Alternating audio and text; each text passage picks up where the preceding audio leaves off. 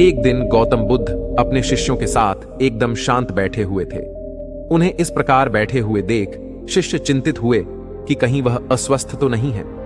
एक शिष्य ने उनसे पूछा कि आज वह मौन क्यों बैठे हैं। इसी बीच एक शिष्य ने पूछा कि क्या वह अस्वस्थ हैं, पर बुद्ध मौन रहे। तभी कुछ दूर एक व्यक्ति जोर से चिल्लाया, आज मुझे सभा में बैठने की अनुमति क्यों नहीं दी गई है। बुद्ध आंखें बंद करके ध्यान मग्न हो गए। वह व्यक्ति फिर से चिल्लाया, मुझे प्रवेश की अनुमति क्यों नहीं मिली। इसी बीच एक उदार शिष्य ने उसका पक्ष लेते हुए कहा कि उसे सभा में आने की अनुमति प्रदान की जाए। बुद्ध ने आंखें खोलीं और बोले, नहीं, वह अछूत है, उसे आज्ञा नहीं दी जा सकती। यह सुनकर शिष्यों को आश्चर्य हुआ। बुद्ध उनके मन का भाव समझ गए और बोले, हां, वह अछूत है।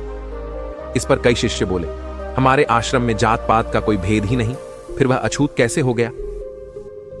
तब बुद्ध ने समझाया, आज वह क्रोधित होकर आया है।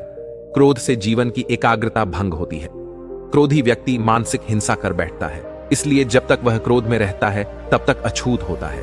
इसलिए उसे कुछ समय एकांत में रहना चाहिए। क्रोधित शिष्य भी बुद्ध की बातें सुन रहा था।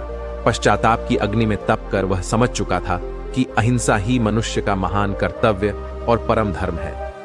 वह बुद्ध के चरणों में गिर गया और कभी क्रोध न करने का प्रण लिया। शिक्षा, आशय यह है कि क्रोध के कारण व्यक्ति अनर्थ कर बैठता है और पश्चाताप उसे बाद में होता है, जिसका कोई लाभ नहीं मिलता।